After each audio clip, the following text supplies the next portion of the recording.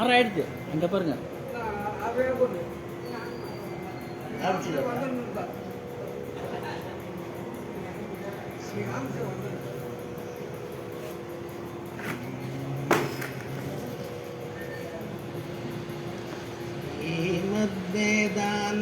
श्रीमद्वेदान्तरामानुजयति कृपया रङ्गिणीन्यस्तवारमो तत्सम्प्राप्तागमान्त विदयमनुगणं सिद्धता पूर्णमग्र्यम् श्रेष्ठश्रीरङ्गरामानुजमुनिकरुणा लब्धमोक्षाश्रमन्तमो सत्त्वस्थं श्रीवराहं यदि परमनघं देशिकं संश्रयामि वेदान्तलक्ष्मणमुनीन्द्रकृपार्थबोधं तत्पादयुग्म सरसीरुहभृङ्गराजं त्रय्यन्तयुग्मकृतभूरिपरिश्रमन्तं श्रीरङ्गलक्ष्मणमुनिं शरणं प्रपद्ये। श्रीमान् वेङ्कटनाथार्यः कवितार्किककेसरी वेदान्ताचार्य वर्यो मे सन्निधत्तां सदा हृदि दिशन्तु मे देव सदा द्वदीयाः दयातरङ्गानुचराः कटाक्षाः श्रोत्रेषु पुंसाम् अमृतं क्षरन्तीं सरस्वतीं संसित कामधेनुं त्वत्प्रेयसश्रवणयोः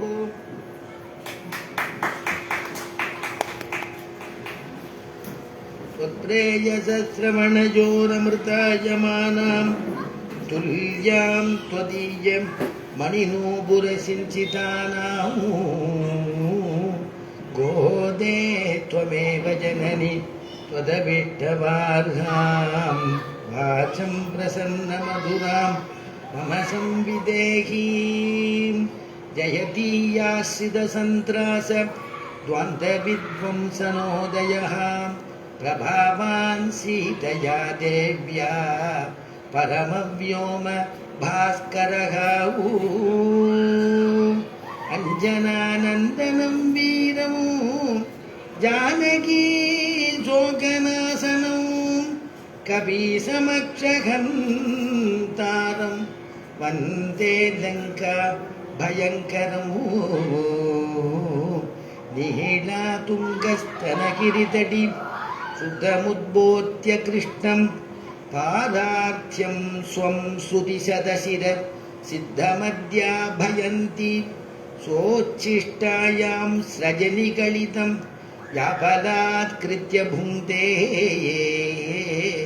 गोदा तस्यै नमयितमिदं भूय एवास्तु भूयः अन्नवयल् पुदुवयाण्डाडरङ्गर्क्कु பன்னு திருப்பாவை பல்பதியமூ இன்னிசையால் பாடி கொடுத்தாள் நற்பாமாலை பூமாலை சூடி கொடுத்தாளை சொல்லு சூடி கொடுத்த சுடர் கொடியே தொல்பாவை பாடியருளவல்ல பல்வளையாயி நாடி நீ வேங்கடவர்க்கு என்னை விதி என்றையும் மாற்றம் நாம் கடவா வண்ணமே நல்கு அசாத்திய சாதக சுவாமின் அசாத்தியம் தவ கிம்பத ராமதூத கிருபா சிந்தோ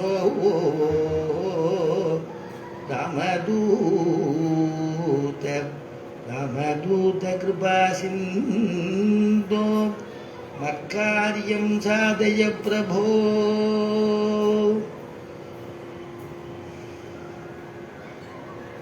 வையத்து வாழ்வீர்கள் நாமும் நம்பாவைக்கு செய்யும் கிரிசைகள் கேளீரோ. பார்க்கடலுள் பையத்துயின்ற பரமனடிபாடி நெய்யுண்ணோம் பாலுண்ணோம் நாட்காலே நீராடி மையிட்டெழுதோம் மலரிட்டு நாம் முடியோம் செய்யாதன செய்யோம் தீக்குறளை சென்றோதோம் ஐயமும் பிச்சையும் மாந்தனையும் கை காட்டி உயுமாறெண்ணி உகந்தேலோதெம்பாவாய்.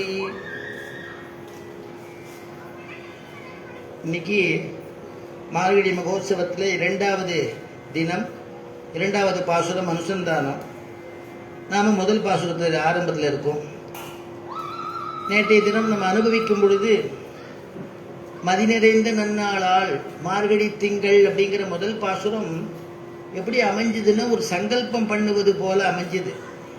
எப்படி சுக்லபக்ஷம் அப்படின்னு சொல்லி அதுக்கப்புறமா என்ன கிழமை இன்னைக்கு இந்து வாசரே சுக்லபக்ஷே என்ன சொல்கிறோமோ அது எப்படி சங்கல்பம் அமையுமோ நட்சத்திரத்தை சொல்லி பண்ணுவோமோ அந்த மாதிரி மார்கழி திங்கள் மதி நிறைந்த நன்னாளால். மதி நிறைந்த நன்னாளால் அப்படின்னா மதி நிறைந்தன்னா பௌர்ணமின்னு அர்த்தம்.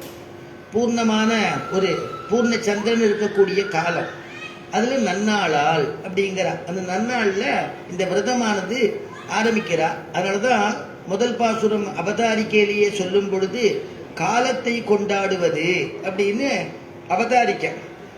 அவதாரிக்கைன்னு பாசுரத்தை பற்றி, இந்த பாசுரத்தில் என்ன சொல்லியிருக்காங்கன்னு சொல்கிறத பற்றி முன்னாடி ஒரு அவதாரிக்கை சொல்லுவா பூர்வாச்சாரியாடலாம். அதனால நோன்பிற்கு நல்ல காலம் பிறந்தது என்று அவன் நோன்பிற்கு பிறந்த காலத்தை கொண்டாடுவது அப்படின்னு முதல் பாசுரத்தினுடைய அவதாரிக்கை. நன்னாளால் எது நல்ல நாள் நமக்கு அப்படின்னா அவளுடைய சௌரியம் மனசுல எது நினைக்கிறாளோ, இன்னைக்கு நாம் இந்த திவ்ய தேசம் போனால் நல்ல நாள் நினைக்கலாம். இன்னைக்கு பகவத்குணத்துக்கு உட்கார்ந்துருக்கோமே, நேற்றுக்கு நம்மளால வர முடியல, இன்னைக்கு வந்துட்டோம், இன்னைக்கு நமக்கு நல்ல நாள் அப்படின்னு நினைக்கலாம். எல்லாமே பகவத் சம்பந்தம் உள்ள எந்த ஒரு நாளும் நல்ல நாள். பெருமாள் தான் நமக்கு ரக்ஷகன், அவன் நம்மளை காப்பாற்றுவான்ங்கிற ஞானம் என்னைக்கு பிறக்கிறதோ அன்னைக்கு நல்ல நாள் அப்படின்னு வியாக்கியாதாக்கள்லாம் எடுக்கிறார், உரையாசிரியர்கள்லாம் எடுக்கிறார். அதனால நன்னாளால் அப்படின்னா அதுக்கு திருஷ்டாந்தம், அதாவது எடுத்துக்காட்டு சொல்லும் பொழுது கம்சன் இடத்துல அக்ரூரை வேலை செஞ்சுட்டு இருக்கார். கணக்கு புள்ள மாதிரி கம்சன் அப்படி வேலை வாங்குறான், அங்கேயே செஞ்சுட்டு இருக்கார். கிருஷ்ணனை பார்க்கணும்னு வெகு நாளா ஆசை அவருக்கு. அது எப்படி போய் பார்க்கறது அப்படின்னு நினைச்சுட்டு இருக்கார். அதனால எப்போ நமக்கு நேருமோ தெரியலையே, கண்ணனை பார்க்கணுமே நினைச்சுட்டு இருக்கும் பொழுது கம்சனே அக்ரூரரை கூப்பிட்டு, நீர் போய் கிருஷ்ணன் இடத்துல போய் நாம வில்வித்தை ஒன்று பண்றோம், வில் திருவிழா கொண்டாடுறோம் அப்படின்னு சொல்லி அவன் அழைச்சிட்டு வா, நம்ம வதம் பண்ணிடுவோம்னு சொல்லி அனுப்புறாராம். அக்ரூருக்கு முதல்ல பயப்பட்டார், கண்ணனுக்கு ஆபத்தா, கிருஷ்ணனை வதம் பண்றேன்னு சொல்றானே இந்த கம்சன் அப்படின்னு நினைச்சுட்டு மனசுல ரொம்ப வேதனைப்பட்டுக்கிறார். அந்த வேதனையிலையும் ஒரு சந்தோஷம் பிறக்கிறதா. கிருஷ்ணனை போய் யாராவது வதம் பண்ண முடியுமா, கொல்ல முடியுமா? எப்பேற்பட்ட அவன் கிருஷ்ணன், ஆனா அவனை பார்க்கக்கூடிய ஒரு பிராப்தத்தை நமக்கு கொடுத்தானே இந்த கம்சன் அப்படின்னுட்டு அந்த பிருந்தாவன் மதுராவுக்கு போறதே அந்த கிருஷ்ணனை நினைச்சுட்டே போறானாம். கிருஷ்ணன் எப்படி இருப்பான், கிருஷ்ணன் எங்க நடந்துட்டு இருப்பான், எங்க எவனுடைய திருவடி பாதம் எங்க பாததூளி பட்டிருக்கு அப்படின்னு அக்ரூரர் அந்த இடத்துல எல்லாம் பிறண்டு போறாராம். அந்த கிருஷ்ணனுடைய பாததூளி நமக்கு கிடைக்கணுமே, கிருஷ்ணா கிருஷ்ணான்னு கிருஷ்ணனுடைய தியானத்துல போயின்னு இருக்க. அத்யமே சபலம் ஜென்ம சுப்ரபாதாச்ச மே நிசா, அத்யமே சபலம் ஜென்மா, என்னுடைய ஜென்மாவானது பாவனமாயிடுத்து அப்படின்னு சொல்றார். என்னுடைய ஜென்மா இன்னைக்குதான் பாவனமாச்சுன்னு, ஏன்னா நான் கிருஷ்ணனை பார்க்க போறேன், இத்தனை நாள் நான் கம்சன்ட்ட கஷ்டப்பட்டு இருந்தேன் அப்படின்னு. அப்ப எது நல்ல நாள்னா என்னைக்கு நீ போய் கிருஷ்ணனை பகவானை நீ தரிசனம் பண்றியோ, பகவானுடைய சம்பந்தம் உனக்கு என்னைக்கு ஏற்படுறதோ அன்னைக்கு நல்ல நாள் அப்படின்னு எழுதிவிட்டா உரையாசிரியர்கள்லாம். திருவங்கையாழ்வார்ங்கிறவர் கவலைப்படுறார், பெருமாளை பார்த்து இத்தனை காலம் எனக்கு போயிடுத்தே, உன்னை நான் சேவிக்க முடியலையே. ஆவியே அமுதே என நினைந்துருகி அவரவர் பனை முளை துணையாம், ஆவியே உணராது எத்தனை பகலும் பழுது போய் ஒழிந்தன நாள்கள். ஆவியே ஆவியே அமுதே, ஆவியே அமுதே என நினைந்து உருகி, யார்கிட்ட உருகினாரா திருமங்கையாழ்வார்? அவரை போடக்கூடிய இளம்பெண்கள்கிட்ட மனசை பறி கொடுத்தாராம். அவளை ஸ்தோத்திரம் பண்ணினாராம். இப்படி அமுதே என இளையவர் கல்வியை அவளிடத்திலிருந்து ஏதோ பிரயோஜனத்தை எதிர்பார்த்து என்னுடைய வாழ்க்கையை நான் வீணடிச்சுட்டேனே, அதனால எனக்கு இப்படி இத்தனை காலம் வீணா போயிடுத்தேன், பழுது போய் ஒடிந்தன நாள்கள், பழுதா போயிடுத்தேன். ஆனா பிரபோ திருக்குடந்தையில 2 அன்னபக்ஷிகள் விளையாடும் பொழுது ஆகா எனக்கு ஆறாமுதனுடைய ஞாபகம் வந்துடுத்தே, கோமலவல்லி தாயாருடைய ஞாபகம் வந்துடுத்தே. தூவி சேரன்னும் துணையொடும் புணரும் சூழ் புனல் குடந்தையே தொழுது, சூழ் புனல் குடந்தையே தொழுது என் நாவினால் உய்ய நான் கண்டு கொண்டேன். நாராயணா என்னும் நாமம் நாவினால் உய்ய, எல் நாவினால் உய்ய நான் கண்டு கொண்டேன், நான் கண்டு கொண்டேன். நாராயணா என்னும் நாமம், நாராயணான்னு என்னுடைய நாக்கு உய்யும்படியா இன்னைக்கு அந்த நாமா கிடைச்சதே, என் காலம் வீணா போயிடுத்தேன்னு தவிச்சார் திருமங்கை ஆழ்வார். அப்போ நமக்கு என்னைக்கு நல்ல நாள்னா பகவத் சம்பந்தம் ஆச்சாரிய திருவடி சம்பந்தம் என்னைக்கு கிடைக்கிறதோ அன்னைக்கு நல்ல நாள் அப்படின்னு நம்முடைய உரையாசிரியர்கள் எழுதிட்டு போயிட்டார். அதனால நமக்கு தெரியுது எது பிரத்யக்ஷம்னு தெரியுது நமக்கு. சரி மதிநேர இந்த நன்னாடால் நீராட போதுவீர் போதுவினோ நேரிழையீர். நீராட்டம்னா என்னன்னு கேட்டா, இவாளும் நோம்பு நூறுக்க போறான்னு கிளம்புறாளே, இவாள்லாம் கோட்டியா போய் ஆண்டாள் ஒவ்வொரு வழியா எழுப்பி எல்லாரும் சேர்த்து யமுனையில போய் ஸ்நானம் பண்ணிட்டு வந்தாளான்னா அந்த மாதிரி இல்லவே இல்லை. அந்த மாதிரி ஸ்நானம் பண்ணிட்டு வந்தா அப்படின்னு இல்லை. அப்ப நீராட்டம்னா என்னன்னா, நீராட்டம்னா பகவத் சம்ஸ்லேஷம், பகவானோட சேர்ந்து இருப்பது, பகவானோட சேருவதற்கு ஆசைப்படுவது, அவனோட குதூகலமாக இருப்பது நீராட்டம் அப்படின்னு சொல்லிட்டான். அதனால நீராட்டம்னா கிருஷ்ண சம்பந்தம், கிருஷ்ண சம்ஸ்லேஷம்னு தமிழர்கள்லாம் சொல்லும் பொழுது கலவியை சுனை நீராடுதல் அப்படின்னு சொல்றது. அதனால சேர்ந்து இருக்கிறது. ஆழ்வார் அனுபவிக்கிற சுவாமி நம்மாழ்வார் தயரதன் பெற்ற மரகத மணித்தடத்தினையே, தயரதன் பெற்ற தடாகம்னா என்னன்னா, தசரதன் பெற்றானே சக்கரவர்த்தி திருமகன், அவனே ஒரு தடாகம், அவனே ஒரு தாமரை தடாகம். அதனால அந்த தாமரை தடாகம் யாருன்னா தசரதன் பெற்ற மரகத மணித்தடம், மரகதமான மணித்தடம், அவன் தான் தடாகம். பகவத் சம்பந்தம்னா அவனிடத்துல போங்கோங்கிற மாதிரி சுவாமி நம்மாழ்வார் ராமனை அனுபவிங்கோங்கிற. பொற்றாமரை கையம் நீராட போனாள், பொற்றாமரை கையம், பொற்றாமரை குலம்னு திருக்குடந்தையில் இருக்கு இல்லையா. பகவத் சம்பந்தமான விஷயத்துக்கு இங்க ஸ்நானம் பண்ணிட்டு போறோம். ஒப்ளிப்பம் கோயில்ல அகோராத்திர புஷ்கரணின்னு அந்த புஷ்கரணிக்கு பேரு. எப்ப வேணாலும் ஸ்நானம் பண்ணலாமா, அந்த குளம் அந்த அந்த புஷ்கரணி முடிச்சுட்டே இருக்குமா, அகோராத்திர புஷ்கரணி. எப்ப வேணாலும் ஸ்நானம் பண்ணி பெருமாளை சேவிக்கிறதுக்கு சித்தமாகலாம். ஆழ்வார் சாதிக்கிற சுவாமி நம்மாழ்வார் கண்ணும் செந்தாமரை கையும் அவை அடியோ அவையே, கண்ணும் செந்தாமரை. பெருமாளை சேவிக்க போனாராம் சுவாமி நம்மாழ்வார். பெருமாளை பார்த்து உன்னுடைய கண்கள் அப்படியே தாமரை போல இருக்கே, கண்ணும் செந்தாமரை கையும் அவையே. சரி திருக்கையை சேவிப்போன்னு திருக்கையை சேவிச்சா திருக்கையும் தாமரை மாதிரி இருக்கும். அடியும் அவையே, திருவடியும் தாமரை போல இருக்குன்னு அதே மாதிரி வர்ணிக்கிறார். என்ன இந்த தாமரையில எங்க இருக்கும், தடாகத்துல தானே இருக்கும். அப்ப தடாகன்னா கிருஷ்ணன் அர்த்தம், தடாகன்னா ராமம்னு அர்த்தம். அந்த தாமரை தடாகத்துல இப்படி பெருமாள் தடாகமா அப்படியே காருண்யத்தை பொழிஞ்சிண்டு காருண்யாத்து சாஸ்திரபாணினா அப்படிங்கிற இல்லையா, சாஸ்திரத்தை நமக்கு கொடுக்கக்கூடிய பெருமாள் அந்த மாதிரி இருக்காராம். திருமங்கை ஆழ்வார் அனுபவிக்கிறார். அவருக்கு தாமரை தாமரைன்னு பெருமாளுடைய வடிவழக வர்ணிக்கணும்னு ஆசை. ஆனா ரெபிடேஷன் வரக்கூடாதுன்னு பெருமாள் திருவுள்ளமா, அவருடைய திருவுள்ளமா, திருமங்கை ஆழ்வாருடைய திருவுள்ளம். அதனால அவர் சொல்லும் பொழுது மை பண்ண நறுங்குஞ்சி குழல் பின்தாழ மகரம் சேர் குடையிருப்பாடிடங்கியாட எய் வண்ண வெஞ்சிலையே துணையாய் இங்கே இருவராய் வந்தார் என் முன்னே நின்றார். 2 பேர் வராளா, ராமலட்சுமணால் 2 பேரும் வந்து நிற்கிறா. ஆனா பரகால நாயகின்னு சொல்லக்கூடிய திருமங்கையாழ்வார் அவர் கண்ணால யார பார்க்கிறாரா? ஒருத்தரை தான் பார்க்கிறாராம், ராமனை தான் பார்க்கிறாராம். ஏன்னா ராமன் மேல தானே அவருக்கு காதல். அதனால என் முன்னே நின்றார். சரி, அந்த முன்னாடி நின்ற அந்த சக்கரவர்த்தி திருமகன் அந்த ராமனுடையதான திருக்கண்கள் எப்படி இருந்தது, அவனுடைய திருவடி எப்படி இருந்தது, அவனுடைய திருக்கைகள் எப்படி இருந்தது அப்படிங்கிறத வர்ணிக்கிறது. கை வண்ணம் தாமரை வாய் கமலம் போலும், கை வண்ணம் தாமரை வாய் கமலம் போலும், கண்ணினையும் அரவிந்தம் அடியும் மகுதே. திருப்பி திருப்பி அந்த பதத்தை போடக்கூடாதுன்னு திருவுள்ளமா திருமங்கையாழ்வார்கள்.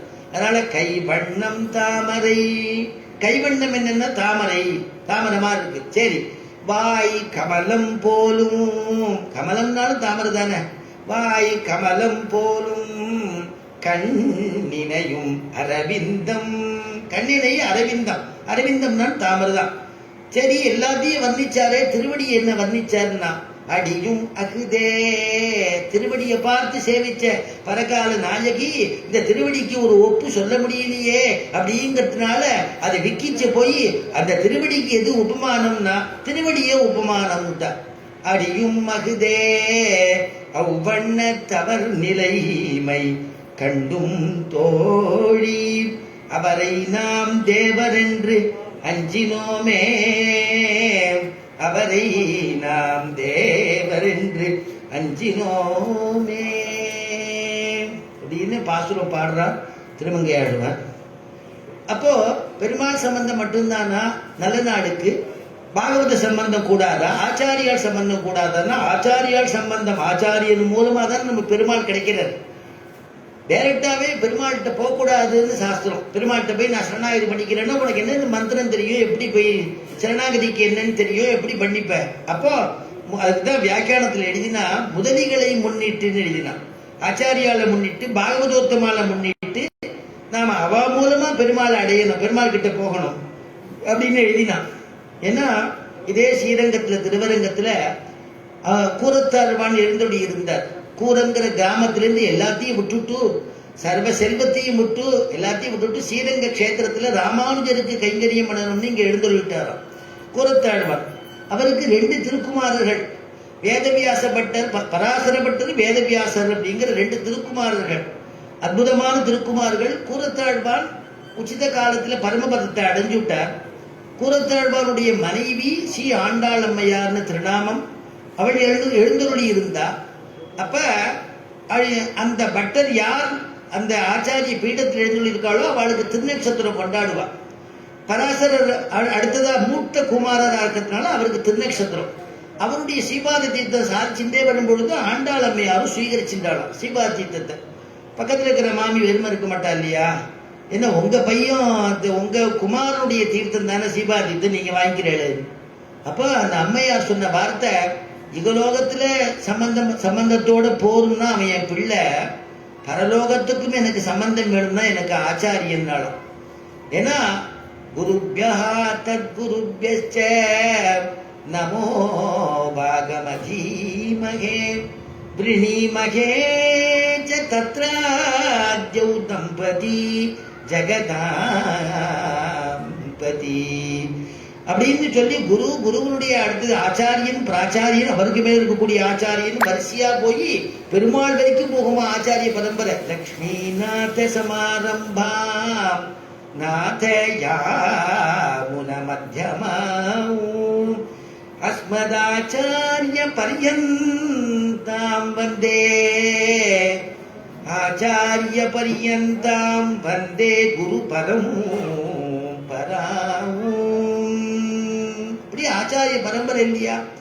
லட்சுமிநாதனாட்டில் இடத்திலேருந்து ஆரம்பிச்ச பரம்பரை ஸ்ரீமத் நாதமுனிகள் என்ன, ஸ்ரீமத் ஆமனமுனிகள் என்ன, ஸ்ரீமத் ராமானுஜ முனிகள் என்னன்னு இன்னைக்கு அந்த சம்பிரதாயத்தில் இருக்கக்கூடிய நம்முடைய ஆச்சாரியன் பரியந்தம் அந்த பரம்பரை வர்த்தினால அஸ்மது ஆச்சாரிய பரியந்தாம் வந்தே குரு பரம்பராம். அப்படி ஆச்சாரிய சம்பந்தம் என்னைக்கு நமக்கு கிடைக்கிறதோ அதுதான் நல்ல நாள் அப்படிங்கறத நமக்கு வியாக்கியாதாக்கள்ல எடுத்து காமிக்கிறார்.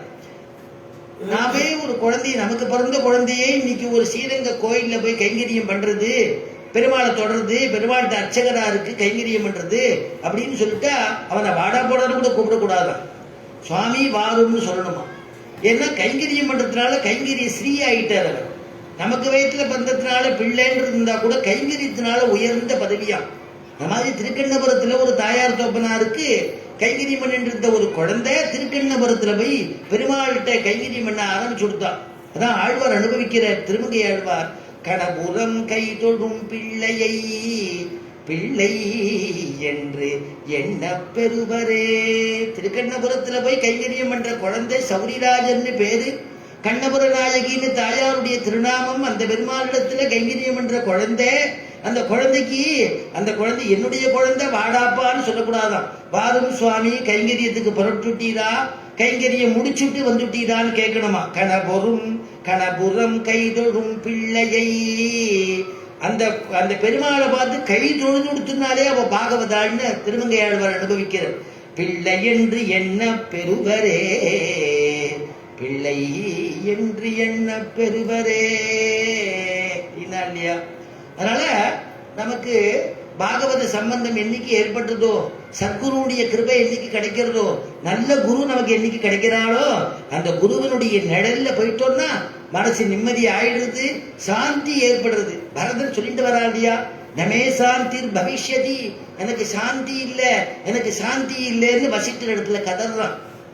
ஏன்பான்னா என்னுடைய தெய்வம் காட்டுக்கு போயிடுத்து, என்னுடைய தெய்வம் 14 வருடம் காட்டுக்கு போயிடுத்து அப்படின்னு புறப்பட்டு கிளம்பி போயிட்டு என்னுடைய சக்கரவர்த்தி திருமகன் எங்க அண்ணா, அந்த அண்ணாவை நான் பார்க்கணும், அந்த அண்ணாவை நான் பார்க்கிற வரைக்கும் எனக்கு சாந்தி இல்லைன்னு சொல்லிட்டு ஓடினா இல்லையா, கதறிட்டு இந்த ராஜ்யத்தை நான் ஏத்துக்கோன்னு நான் பிரார்த்திக்க போறேன் அப்படின்னு யார் யார் வரையலோ வாங்கோன்னா அத்தனை பேரும் கிளம்பி வந்துட்டா. ராமனை எப்ப பார்க்க போறோம் எப்ப பார்க்க போறோம்னு காத்துட்டு இருக்கக்கூடிய அத்தனை பேரும் ஓடி வந்துட்டா. அந்த மாதிரி ஒரு ஊற்றம் இருக்கணும் இல்லையா. அதனால அந்த பெருமாள் இடத்துல வந்து இங்க போய் பார்த்து அந்த அந்த பெருமாள் கிடைச்ச உடனே, ராமன் பார்த்த உடனே சாந்தி ஆயிடுதான் பரதாழ்வானுக்கு. அதனால அப்படிப்பட்டதான ஒரு ஆச்சாரியன் மூலமா பெருமாள் அடையணும்ங்கிறத ஆண்டாள் இங்க காட்டுறா. போதுவீர் போதுமினோ. அப்ப இந்த இப்ப நாங்க விரதத்துக்காக நான் கிளம்பிட்டோம், போதுவீர் போதுமினோ. யார் யாருக்கு அபிலாஷம் இருக்கோ அவெல்லாம் வாங்கும், யாருக்கு இஷ்டம் இருக்கோ. ஏன்னா கம்பல் படுத்தி வந்தா அவ கைங்கறி சரியா பண்ண மாட்டா, ஆசை உள்ளவா மட்டும் வந்தா போறோம் அப்படின்னு கூப்பிடுறாளாம். இது நமக்கு வரப்பிரசாதம்ங்கிறா வியாக்கியாதாக்கள். என்ன வரப்பிரசாதம்னா, கூஷ்மாண்ட யாகம் எல்லாம் பண்ணி எனக்கு வந்து சொர்க்கம் கிடைக்கணும்னு, சொர்க்க பலன் கிடைக்கணுங்கிறதுக்காக யாகம் பண்ணி சொர்க்கத்துக்கு போயிட்டா, அந்த சொர்க்கத்துல இத்தனை நாள் உன்னுடைய புண்ணியம் முடிஞ்சு போயிடுச்சுன்னா அங்கேருந்து கீழே தள்ளி விட்டுருவானா. மத்திய லோகம் விசந்தி. அப்பா உன்னுடைய புண்ணிய பலன் போயிடுத்து, நீ கீழே போ. அங்கேருந்து கீழே தொபகடின்னு விழுந்து மறுபடியும் சம்சார சாகரத்துல ஒண்ணு இருக்க வேண்டியதான். அப்ப இதெல்லாம் விட என்னன்னா, இந்த இடத்துல வந்து நீ கூஷ்மாண்ட யாகம் பண்றதுக்காவது உனக்கு திரவியங்கள் வேணும், அதுக்கு தகுந்த ரித்விக்கு வேணும், அதுக்கு தகுந்த வேத கனபாடிகள் வேணும், சுவானுஷ்டானத்தில் இருக்கக்கூடியவா வேணும். அனுஷ்டானம் பண்றவாழ்கிட்ட தான் பெருமாள் பேசுவார். அதனால அப்படிப்பட்டதான அனுஷ்டாதாவா இருக்கணும். அப்படி எல்லாம் கிடைச்சி நீ இவ்வளவு பல லட்சங்கள் நீ செலவு பண்ணி அந்த சொர்க்கத்தை அடைஞ்சி மீண்டும் திருப்பி மத்திய லோகத்துல மனுஷ லோகத்துல பிறக்க வேண்டி இருக்க, பெருமாள்ங்கிறதான இந்த நோன்புல நீ கலந்துட்டீங்கன்னா இச்சை மட்டும் இருந்தா போதுங்கிற. இச்சை உன்னுடைய ஆசை மட்டும் நீ கொடுத்துட்டா போதும், பெருமாள் காத்துட்டு இருக்காரு, நான் அனுகிரகம் பண்றேன் இல்லையா. நம்ம ரங்கநாதன் அபயகஸ்தத்தை வச்சுன்னு காத்துட்டு இருக்காரு இல்லையா. அதனால அஞ்சல் என்ற கையும் கவித்த முடியும், அஞ்சல் என்ற கையும் தாமரை ஆசன பத்மத்திலே அடித்தின திருவடியுமே நமக்கு சஞ்சம். அபயம், அந்த ரங்கநாதர் அபயம் காட்சிட்டு நம்ம ஆஞ்சநேயரும் அபயஸ்தம் அபய ஆஞ்சநேயர், கவலைப்படாத அப்படின்னு அவர் காமிக்கிறார். என்னைக்குப்பா நீ நான் எப்போ உன்னுடைய சன்னிதானத்துல வந்து நான் சொல்ல போற பகவத்குணத்தை யார் யாரோ எல்லாரும் சொல்லிட்டு இருக்காரு, நீ எப்ப கேட்க போறேன்னு கேட்டேன் ஆஞ்சநேயன். இவ்வளவு சீக்கிரம் கூப்பிடுவான்னு நினைக்கல. அதனால திடீர்னு லக்கு அடிச்சுது. அந்த மாதிரி யாருக்கு எப்ப வரும்னு பெருமாளுடைய அனுகிரகம்னு தெரியாது. அப்ப இங்க ஆண்டாள் சொல்றா, இச்சா உன்னுடைய ஆசை மட்டும் நீ கொடு போறோம், ஆனா அதுக்காவது சொர்க்கம் தான் கிடைக்கும். அக்னிஷ்டோமாதி யாகங்கள்லாம் பண்ணா சொர்க்காதி பலன்கள் தான் கிடைக்கும். ஆனா இது என்னன்னா, இதுக்குள்ள சொர்க்கம் பரமபதம் மோட்ச பிராப்திங்கிறது கிடைக்கும். திருப்பி பிறக்காத ஒரு சாஸ்வதமான பலன் கிடைக்குங்கிறார். அதனால போதிமினோ, நீங்க எப்படி வரணும், நீங்க மாட்டுக்கு தனியா வந்துடக்கூடாது. இதுக்கெல்லாம் ஒரு ஆச்சாரியனை முன்னிட்டு இங்க வரணும். அதான் சுவாமி தேசிகன் சாதிக்கிறார், முன்னடி பார்த்து முயலுதலால் அவர் சாயை என பின்னடி பார்த்து நடந்து பெரும்பதம் ஏறுவரே. ஆச்சாரியால் முன்னாடி போகும்பொழுது அவளை பார்த்து பின்னாடி வரணுமா. பரத்வாஜன் போலேன்னு எடுக்கிறார். பரத்வாஜன் ஒரு சிஷ்யன், வால்மீகியுடையதான் சிஷ்யன். வால்மீகி அப்படி கிளம்பிட்டார்னா இவன் அந்த பரத்வாஜன்கிற சின்ன சிஷ்யன் உடனே கையில கமண்டல தீர்த்தம் எடுத்து கலசம் பிஷ்டமாதாய, கலசத்தை கையில ஏறிட்டு ஆச்சாரிய பின்னாடியே போகணும். அந்த மாதிரி நீ என்ன பண்ணணும்னா, ஆச்சாரிய முன்னாடி போ, ஆச்சாரியனை முன்னிட்டு சரணாகதி பண்ணிக்கோ. அதனாலதான் முன்னடி பார்த்து முயலுதலால் அவர் சாயை என பின்னடி பார்த்து நடந்து பெரும்பதம் ஏறுவரே. இதெல்லாம் நமக்கு பண்ணி வச்சிருக்கார் நம்முடைய ஆச்சாரியர். ஆச்சாரியால் எப்பேற்பட்டவாளா இருக்கணும் இல்லையா? சுவாமி தேசிகன் அவருடைய திருக்குமாரரே சொல்றார், அப்பான்னு நினைக்கல, ஆச்சாரியன்னு நினைக்கிறார். வித்தகன் வேதியல் வேதாந்த தேசிகன், வித்தகன் வேதியல் வேதாந்த தேசிகன், எங்கள் தூப்புல் மெய்த்தவன் உத்தமன் வேங்கடநாதன் வியன் கலைகள். வித்தகன் வேதியல் வேதாந்த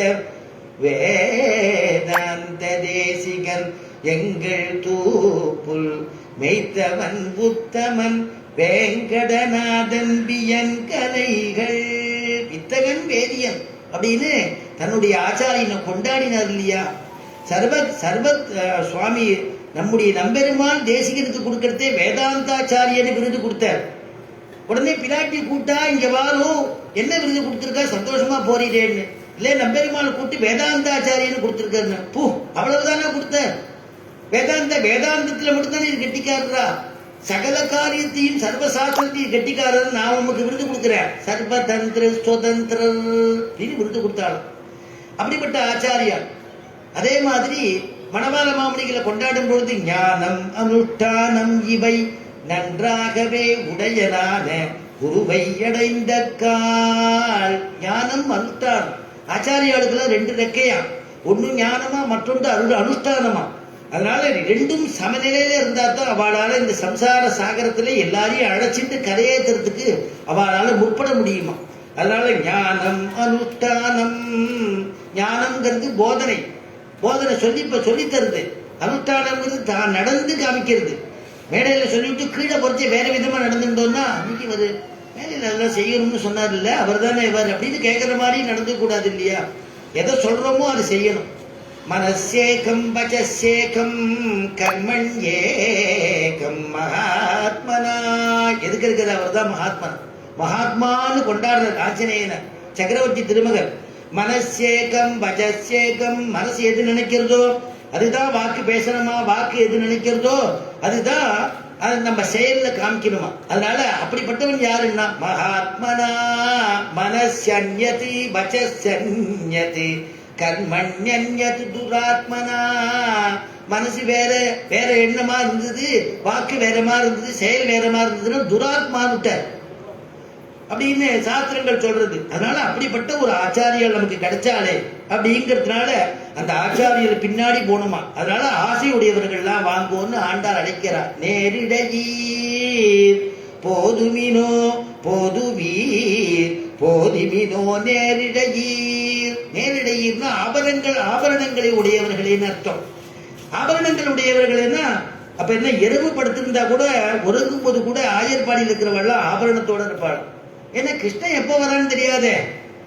நான் ஆபரணம் போட்டுக்கிறேன்னு நான் பார்த்துக்கிறதுக்கு இல்ல, நான் சந்தோஷிச்சுக்கிறது இல்ல, கிருஷ்ணன் சந்தோஷப்படுவான். நான் ஒரு முழம் பூ அது இப்படி சூட்டினேன்னா யார் சந்தோஷப்படுவார்? கிருஷ்ணன் சந்தோஷப்படுவான். அவருடைய சந்தோஷத்துக்காகத்தான் என்னுடைய வாழ்க்கையில் இருக்கக்கூடியவா ஆயர்பாடியில் இருக்கக்கூடியவாள்லாம். அதனால எப்ப பார்த்தாலும் ஆபரணத்தோட இருப்பாளாம். சீர்மல்குமாய் பாடி செல்வச் சிறுமீர்கள் சீர்மல்குமாய் பாடி. ஆய்பாடிக்கு சீர்மை எதுன்னா, ஆய்பாடிக்கு சீர்மை எது அப்படின்னு சொல்லும் பொழுது, யாவத்துக்தம் சமுத்பூதம் தாவதேவ கிருதம் பவேத். அந்த இருக்கக்கூடிய காமதேவ பசுமாட்டிலிருந்து பாலை கறக்கிறா. ஒரு படி பால் கறந்தாச்சுன்னா அந்த ஒரு படிக்கு தகுந்த மாதிரி சமமா ஒரு படி நெய் கிடைக்குமா. அதனால ஒரு நாழிப்பால் நாழி நெய் போருகை அப்படின்னு வியாக்கியானம். அதனால ஒரு படி பால்ல ஒரு படி நெய் அவ்வளவு சமர்த்தியா. அந்த சமர்த்தி இருக்கிறனால கிருஷ்ணன் அங்க இருக்கான். குடத்துல எல்லாம் பானையெல்லாம் வச்சிருப்பா. அவன் கையே விட்டு கிழக்கு சாப்பிட போறானேன்னு குடத்துல எல்லாம் சின்ன வாயா இருக்கும், அதுக்குள்ளதான் வெண்ணெய் வச்சிருப்பாளாம். உடனே கண்ணன் யாருக்கும் தெரியாதபடிக்கு அந்த குடத்துல போய் எங்க வெண்ணெய் இருக்கோ அதை எடுத்து சாப்பிடுவானா. குலசேகர ஆழ்வார் அனுபவிக்கிறார். முழுதும் வெண்ணெய் அலைந்து தொட்டு உண்ணும், முழுதும் வெண்ணெய் அலைந்து தொட்டு உண்ணும். முழுதும் வெண்ணெய் இருக்கு, பானை முழுதும். ஆனா அவன் எடுத்து அப்படி அள்ளி சாப்பிட வேண்டியதானே. அப்படி எடுத்து ஒரே ஒரு விரல் நக்குவான, ஒரே ஒரு விரலால எடுத்து. அது அவ்வளவு அவ்வளவு அழகா சாப்பிடுவான. எங்க பார்த்தாலும் வாயெல்லாம் தடவிண்டு கை எல்லாம் இது பண்ணிட்டு அப்படி பண்ண மாட்டானாம். நாகரிகர் நாகப்பட்டின பெருமாள்னு ஒருத்தர் இருக்கார், சௌந்தரராஜ பெருமாள். அவர் ஆழ்வார் மங்களாசாசனம் பண்ணும்பொழுது நாகரிகர் பெரிதும் இளையர் அப்படின்னார். ஸ்ரீமத் திருக்குழந்தை ஆண்டவன் ஒரு மகான் எழுந்தருளி இருந்தார்.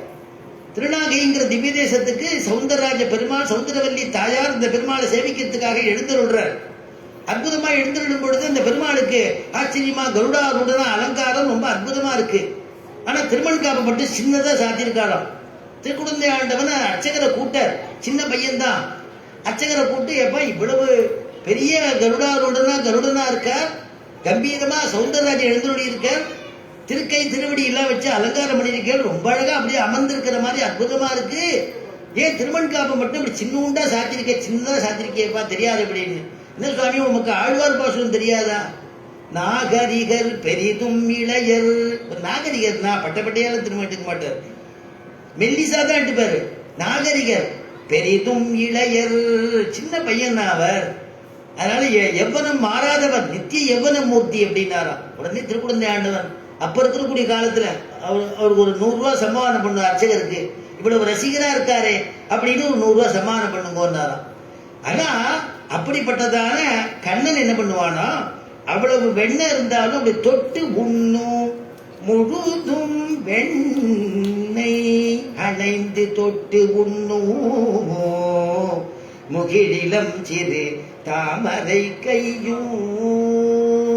முழுதும் வெண்ணெய் அலைந்து தொட்டு உண்ணும், முகிழிலஞ்சிறு தாமரை கையும்.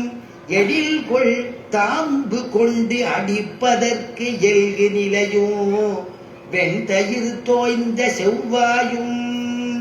அவனை சாப்பிட்டுருக்கானே, அந்த ஏற்கனவே பவடம் போல அவனுடைய உதடு, அதுல எல்லாம் எண்ணெய் தடவிருக்கான செவ்வாயும் அவ்வளவு அழகா இருக்கான்.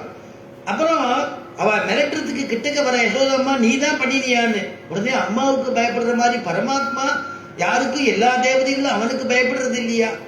அதனால எந்த சந்திர சூர்யாலேருந்து பெருமாளுக்கு கட்டுப்பட்டு இருக்கு. ஆனா தான் பயப்படுற மாதிரி கையை கூப்பிடானோ. அழுகையும் அஞ்சி நோக்கும் அந்நோக்கும், அழுகையும் அஞ்சி நோக்கும், அழுகையும் அஞ்சி நோக்கும் அந்நோக்கும்.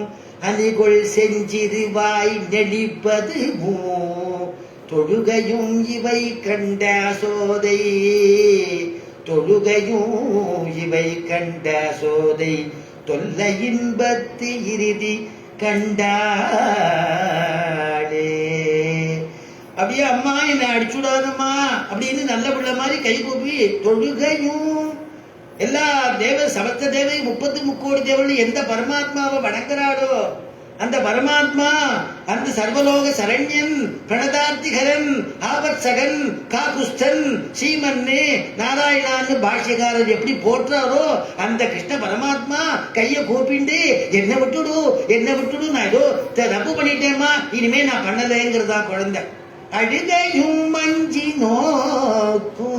நோக்கும் அணிகொள் செஞ்சிடுவாய் நடிப்பதுவும் தொழுகையும் இவை கண்ட சோதை தொல்லையின்பத்து இறுதி கண்டாடே. அதனாலதான் வியாக்கியானத்தில் எழுதினா பரமபதத்தை பரிகசிக்கும் ஆய்ப்பாடி. பரமபதத்தையே பரிகசிக்கலாம் போல இருக்கான் ஆய்ப்பாடி. ஏன்னா பிரத்யட்சமா இருக்கு. பரமபதத்துல போய் இங்க இருந்து பரமபதத்துக்கு போனோம்னா வேறு சரீரம் எடுத்துட்டு போனோங்கிற பயமா இருக்கே, பரமபதம் எப்படி இருக்குன்னு தெரியலையே அப்படின்பா இல்லையா. இந்த பரமபதம் இங்க இருக்குடா, ஸ்ரீரங்கத்துக்கு வந்துருங்க எல்லாரும். ஸ்ரீரங்கத்துல ரங்கநாதன் இருக்காரு, அதான் பரமபதம் பூலோக வைகுண்டம். அழகா பெருமாளை சேவிக்கலாம், மார்கழி மாசம் பகவத் குணம் உபன்யாசம் கேட்கலாம், ஆண்டாளுடைய திருப்பாவை கேட்கலாம், இங்க வந்துருங்கோ அப்படின்னு கூப்பிடுற மாதிரி இருக்குமா. அப்படிப்பட்டதான பூலோக வைகுண்டமா.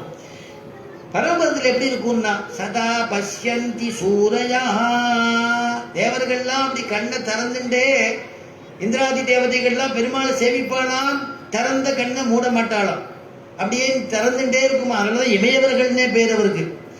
அதனால அப்படி இருக்கக்கூடிய இடம். அதனால அந்த இடம் வேண்டாம்ட்டா ஆழ்வார்கள்லாம் கூட வேண்டாங்கிற, நான் இங்கேயே இருக்கேங்கிற.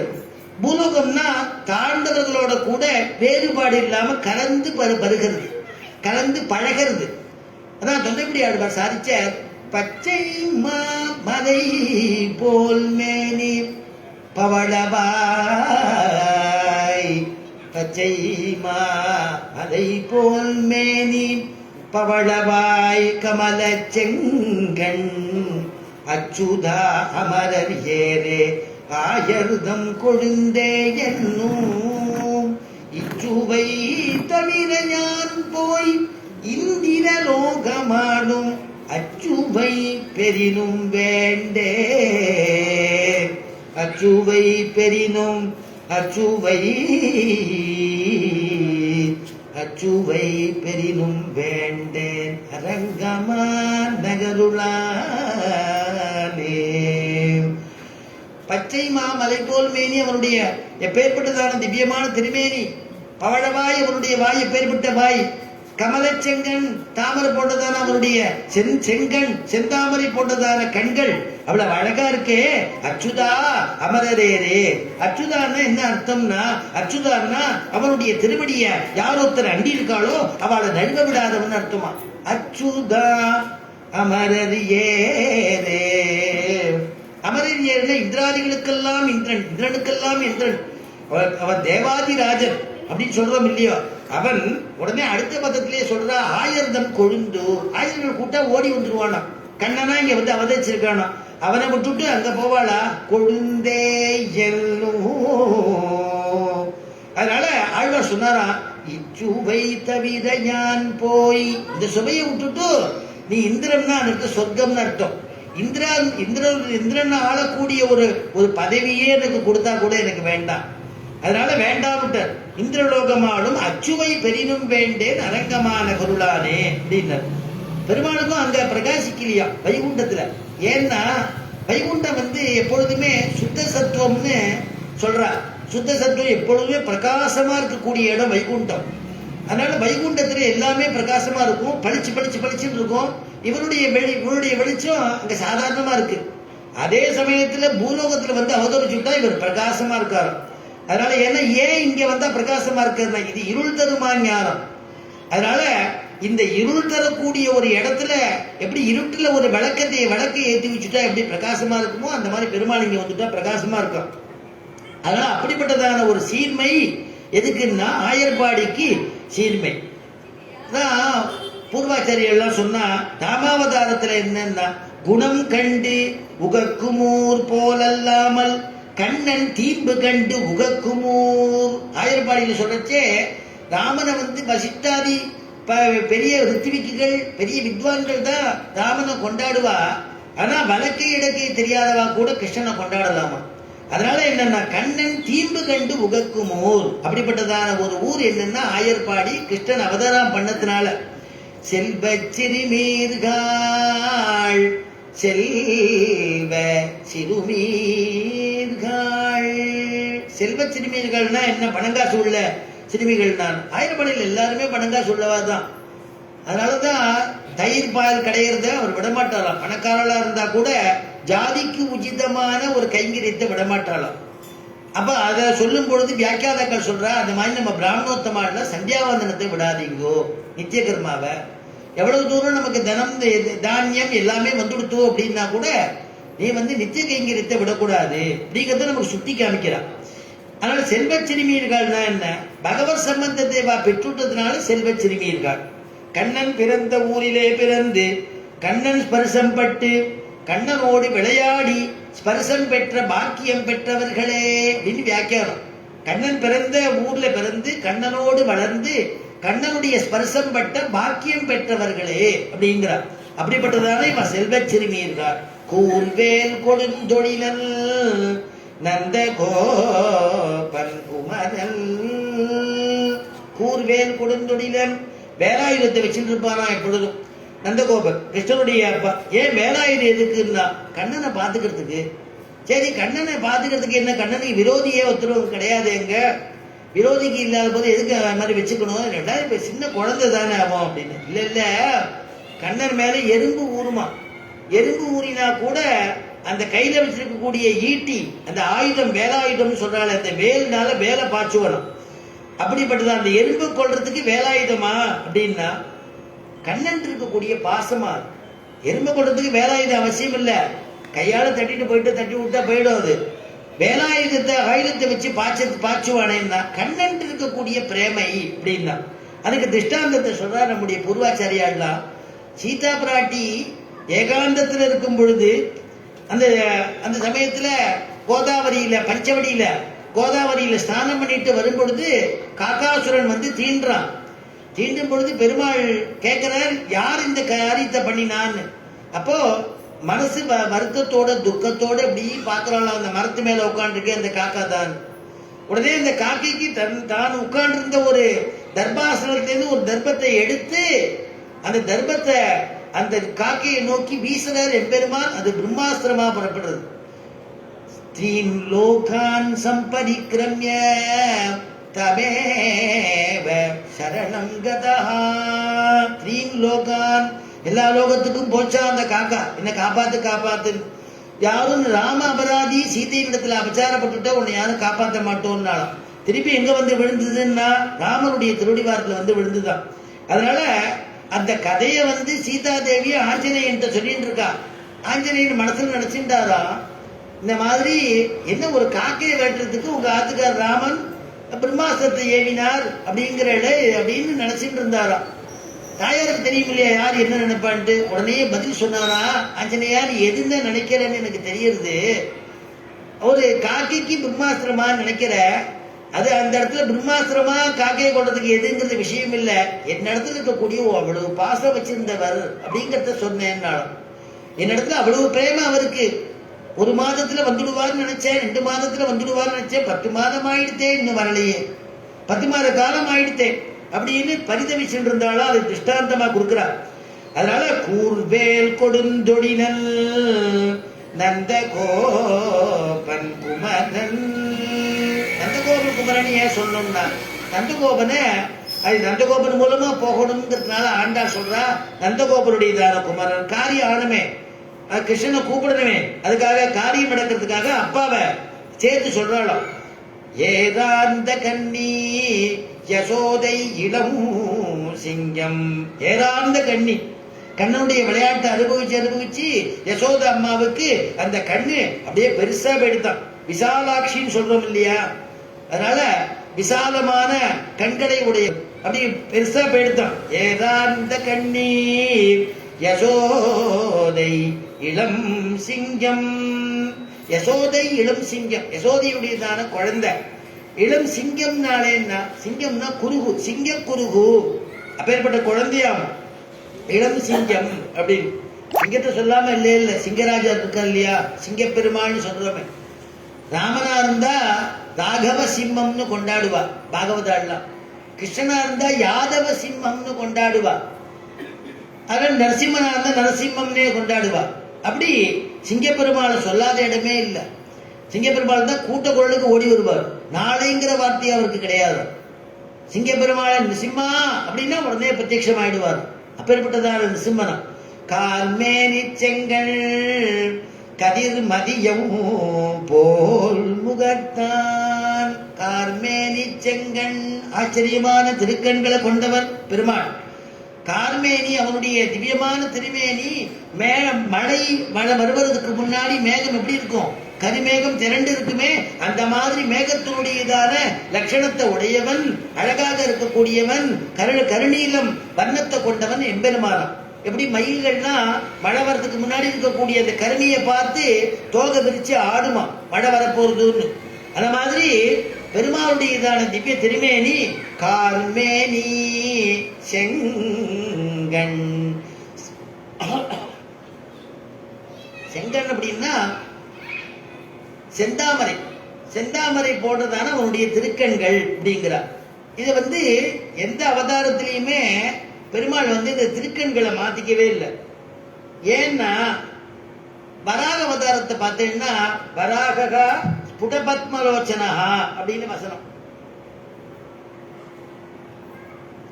வராக அவதாரத்தை பார்த்தீங்கன்னா வராக அவதாரத்திலேயே அவனுடைய கண்கள் தாமரை கண்கள் போல இருந்திருக்கு.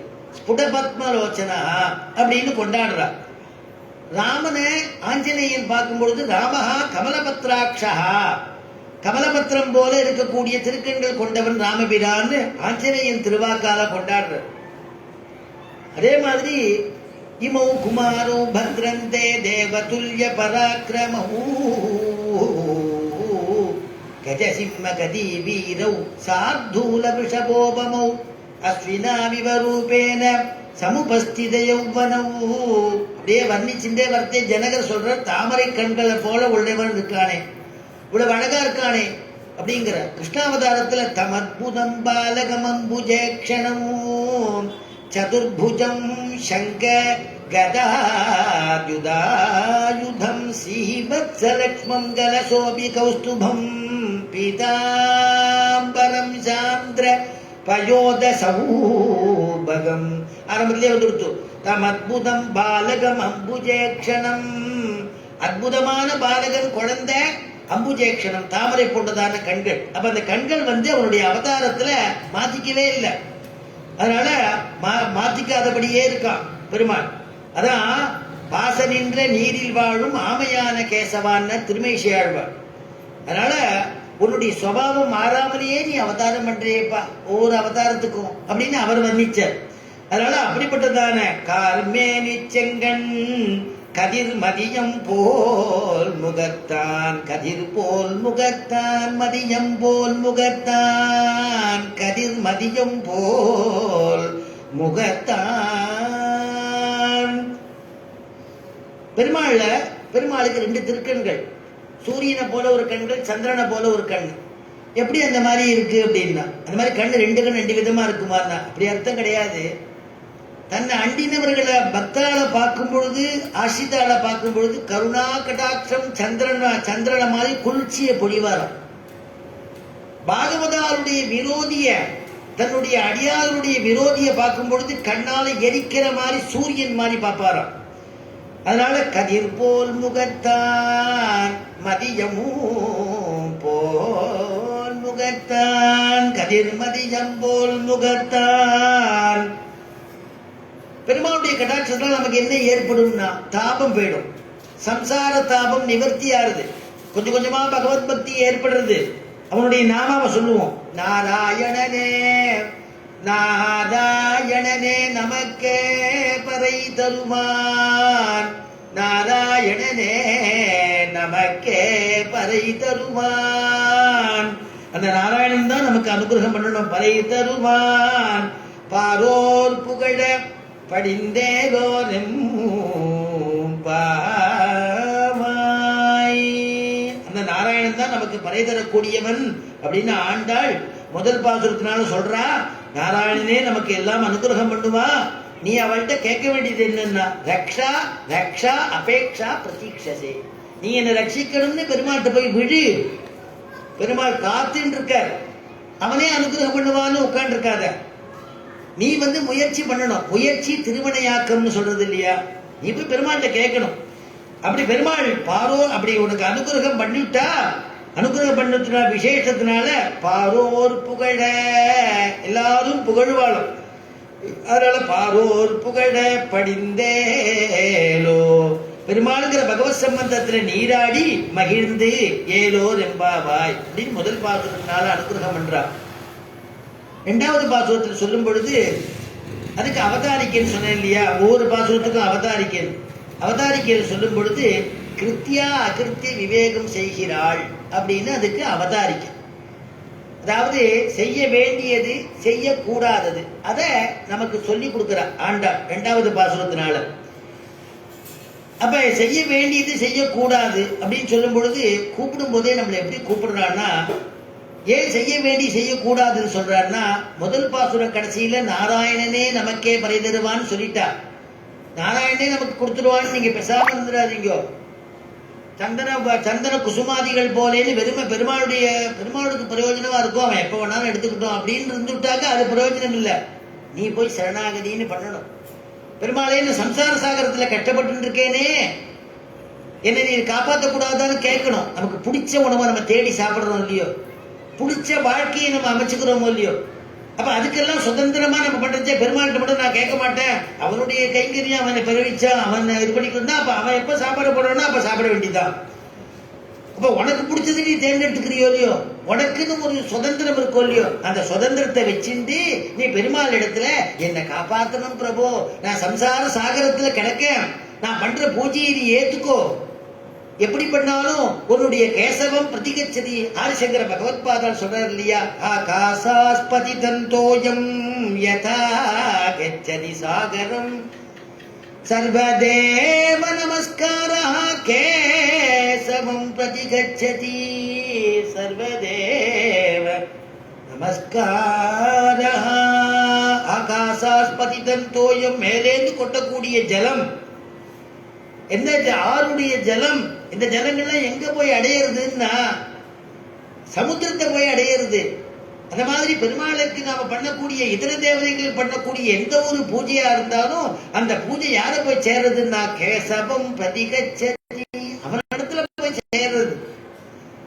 அப்ப இங்க ஆண்டா சொல்றா, அவன் பலன் கொடுப்பான்னு வெறுமை இருக்காத, நீனும் செய்ய வேண்டியது உண்டு அப்படிங்கிற உணர்த்தரா இந்த பாசுரத்துல. ஏன்னா நாராயணன்கிறது சித்தோபாயம், பெருமாள் இருக்காங்கிறது நமக்கு தெரியும், சித்தமா இருக்கா சித்தோபாயம். நாம செய்ய வேண்டியதுக்கு பேர் சம்ஸ்கிருதத்துல சாத்தியோபாயம். நமக்கு ஏதோ ஒரு விதத்துல பெருமாளுக்கு புஷ்பம் கிரகிச்சாலும் கொடுத்து அவனை சரணடையணும். பெருமாளுக்கு பழத்தை கொண்டு இருந்தாலும் கொடுக்கணும். ஆச்சாரியரை முன்னிட்டு நான் என்னுடைய ஆத்மாவை நான் நிவேதனம் பண்ணிக்கிறேன், பெருமாள் இடத்துல எனக்கு வழி சொல்லுங்கோ, ஆத்ம சமர்ப்பணம் பண்ணணும். நீயே உலகெல்லாம் நீயே படைத்திடந்தாய், எல்லாம் நீதான் இல்லையா? துவமேவ மாதா ச பிதா துவமேவ துவமேவ பந்துச்ச சகா துவமேவ துவமேவ வித்யா திரவிணம் துவமேவ துவமேவ சர்வம் மம தேவ தேவா. பெருமாள் சொல்லணும் இல்லையா, பிரபு நீ தான் எல்லாம், எனக்குன்னு எதுவும் கிடையாதுப்பா அப்படின்னு பெருமாள்கிட்ட சரணடையணுமா. அதனால அந்த மாதிரி சரணடைஞ்சா அவன் காப்பாத்திடுவாங்கிறத சொல்ல வரா இந்த பாசுரத்தினால. வையத்து வாழ்வீர்கள் நாமும் நம் காவைக்கு வையத்து வாழ்வீர்கள். முதல் பதத்திலேயே வையத்து வாழ்வீர்கள்ங்கிற. வாழ்வீர்கள்னா இந்த வையத்துல வாழக்கூடிய வாழ்ச்சி பெற்றவர்களேன்னு அர்த்தம், பாக்கியசாலிகளேன்னு அர்த்தம். ஏன் பாக்கியசாலிகள்னு ஆண்டாள் சொல்றா? இல்ல நமக்கு வியாக்கியாதாக்கள் அப்படி அல்வா மாதிரி கட் பண்ணி கொடுக்குறா விஷயத்தை, நாம கிரகிச்சுக்க வேண்டியதான், அவ்வளவுதான். கிருஷி பூமியிலே புஜித்தார் போலே கிருஷ்ணானுபவம் செய்ய வாய்த்தவர்களே. கிருஷி பூமியில வயல் இருக்கு, வயலுக்கு கிருஷி பூமின்னு பேரு. அந்த வயல்ல நாம உழுது முதல்ல அந்த மண்ணெல்லாம் பெரட்டி அதுக்கு நல்ல விளையக்கூடிய ஒரு மண்ணா கொண்டு வந்து அதுக்கப்புறம் ஜலம் எல்லாம் குத்தி அந்த ஈரப்பதமாக ஆக்கி அதுக்கப்புறம் நெல்லை அதுல பயிர் பண்ணி அந்த நெல் நாத்து விட்டு அதுக்கப்புறம் நெல்லாகி அந்த நெல் அப்புறம் பறிச்சு அதுல இருந்து பதரை பிரிச்சு அதுக்கப்புறம் நெல்லை அரைக்க கொடுத்து அதுல இருந்து அரிசியை வரவழைச்சு அரிசியில இருந்து சாதத்தை நம்ம வெடிச்சு அப்புறமா நம்ம பெருமாளுக்கு நிவேதனம் மட்டும் சாப்பிடுறோம். எவ்வளவு சிரமமா இருக்கும். அதே சமயத்துல அதே கிருஷி பூமியில அதே வயல்ல இருக்கக்கூடிய ஒருத்தருக்கு வேலை செஞ்சு இருக்கிற ஒருத்தருக்கு ஆத்துல இருந்து கேரியர்ல கொண்டு வந்து விடுறான் வாழை நுனியிலையோட ஒரு இடத்துல போட்டு நுனியில போட்டு தீர்த்த பக்கத்துல வச்சு பிரசாத சாய்க்கிறா கூட்டு குழம்பு எல்லாம் சாதிக்கிறா அப்படின்னு விட்டா அது எது சௌரியம்? அதுதானே சௌரியம். இவ்வளவு கஷ்டப்பட்டு அதுதான் சொல்றாங்க கிருஷி பூமியிலே புஜித்தார் போல் அந்த மாதிரி கிருஷ்ணா அன்றிக்கே கிருஷ்ணானுபவம் செய்ய வாழ்த்தவர்களே. அப்படி இருக்கிறது நீ பரமபதத்துக்கு போய் அனுபவிக்கணும்னா அது எவ்வளவு கஷ்டப்பட்டு எவ்வளவு தப்பில்லாதபடிக்கு இந்த உடம்பை விட்டுட்டு வேற ஒரு சூக்ஷ்ம சரீரத்தை எடுத்துட்டு போகணும். அப்படி அனுபவிக்க வேண்டி இருக்க கிருஷ்ணனே உங்களை தேடி ஆயிரபாடியில பிறந்திருக்கானே அவன் அனுபவிக்க வேண்டாமா அப்படிங்கிறாலாம் வியாக்கியாதாக்கள். ஆண்டாள் திருவுள்ளம்னு சொல்றார். அதனால சிரமப்படாம கிருஷ்ணானுபவம் பண்ணலாம். இன்னொரு திருஷ்டாந்தம் சொல்றா, இந்தளத்தில் பூ பூத்தார் போலே. இந்தளம்னா கரியடுப்பு. அந்த கரியடுப்புல போய் எங்கேயாவது பூ பூக்குமா? பூக்கவே பூக்காது, நிச்சயமாவே பூக்காது. ஆனா அந்த மாதிரி பூத்தது போல கண்ணன் பூத்திருக்கான் பூலோகத்துல. கண்ணன் பிறந்திருக்கான், அவனை நீ பயன்படுத்திக்க கூடாதா அப்படின்னா? ஏன்னா அந்த மாதிரி ஒரு கண்ணனை பயன்படுத்திக்கிறதுக்கு இந்த கிருஷ்ண பக்தி நமக்கு பிறக்கணுமா. கிருஷ்ண பக்தி பிறந்து கொடுத்தோம்னா அதுக்கு திகர் வேற எதுவும் கிடையாது. அதான் இந்தளத்தில் பூ பூத்தார் போல என்ன. அப்புறம் நாமும் நம் பாவைக்கு நாமும்னா அனன்ய பிரயோஜனராக இருக்கக்கூடிய நாமும் வேறு பிரயோஜனம் இல்லாம உன்னையே நான் பிரயோஜனமா வந்தேன் இந்த பாசுரத்தை பேணி சொல்ல போறா. அதனால அந்த பாசுரம் விரிவா நம்ம அனுபவிக்கலாம். அதனால அனன்ய பிரயோஜனம், வேற பிரயோஜனமா நான் வரல. எனக்கு வீடு கொடு, எனக்கு வாசல் கொடு, எனக்கு கார் வாங்கணும் அப்படின்லாம் கேட்டு நான் உன்கிட்ட சரணாகதி பண்ணல பிரபு, எனக்கு நீயே வேணும்னு ஆண்டாள் கேட்கிறாளாம். அதனால நாமும் நம் பாவைக்கு அவன் கை எதிர்பார்த்திருக்கக்கூடிய நாமும். நம் பாவைக்குன்னா பாவைனா நோம்புன்னு அர்த்தம், பாவைனா பெண்ணுன்னு அர்த்தம், நிறைய அர்த்தங்கள் இருக்கு. பாவைனா பதுமைன்னு அர்த்தம். ஆனா நம் பாவைக்குன்னா இந்த நோன்புக்கு, இந்த நோன்புல என்ன, இந்த நோன்பு எதுக்காகன்னு எழுதுறா வியாக்கியாதாக்கள். அவனையும் அவன் விபூதியையும் சாஸ்வதமாக பண்ணுகிற நோன்பு. அவனையும் அவன் விபூதினா ஐஸ்வர்யம்னு அர்த்தம். பெருமாளுடைய ஐஸ்வர்யம் யாரு? அடியார்கள் தானே. நம்ம போல இருக்கக்கூடியவ தானே பெருமாளுடைய அடியார்கள். அவள் தானே ஐஸ்வர்யம். அவளை காப்பாத்துறதுக்காக பண்ணக்கூடிய நோம்பாது.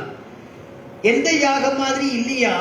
வியாக்கியானத்தில் எடுக்கிற இந்திரஜித்து பிரபதிகள் முதலானோர்கள் பண்ணும் யாகம் போல் அன்றிக்கே. இந்திரஜித்துக்கும் இளைய பெருமாள் லட்சுமணனுக்கும் யுத்தம் நடக்கிறது.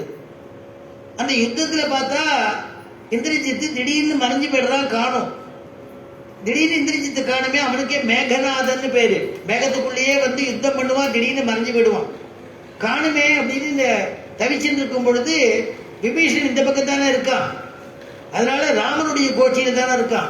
உடனே விபீஷணன் சொல்றான், இந்திரஜித்து எங்கேயோ வெளியில போய் யாகம் பண்ண போயிருக்கான். நிகும்பலைங்கிற இடத்துல யாகம் பண்ணி அந்த சுத்திர யாகம் பண்ணி பலத்தை சேர்க்கறதுக்காக போயிருக்கான். நீ உடனே அங்க போய் யுத்தம் பண்ணி அவன் அழிச்சுட்டாதான் தேவையில்ல, அந்த யாகத்துல வெற்றி கொண்டுட்டா நம்ம ஜெயிக்க முடியாது அப்படின்னு உபாயம் சொல்றார்.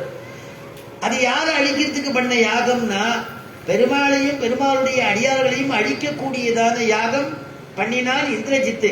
அந்த மாதிரி யாகம் இல்லையாது. தடியர்களையும் அடியார்களையும் அவனையும் கிருஷ்ணனையும் வாழ வைக்கக்கூடிய யாகமாது. அதனால அப்பேற்பட்டதான நோன்பு அப்படிங்கிறார். தடியரும் அவனும் வாழ்கைக்கு பண்ணுகிற யாகம். அதனாலதான் பெரியாழ்வார் சொல்லும் பொழுதே அடியோமோடும் நின்னோடும் பிரிவின்றி 1000 பல்லாண்டு. பெருமாள்கிட்ட பிரார்த்தனை பண்ணிக்கிறா, நீனும் சாஸ்வதமா இருக்கணும் பிரபு, நானும் சாஸ்வதமா இருக்கணும். ஏன்னா நான் உனக்கு கைங்கரியம் பண்ணிட்டு இருக்கணுமே, கடைசி பரியந்தம் கை கால் இருக்கிற வரைக்கும் அவனுக்கு கைங்கரியம் பண்ண வேண்டாமா?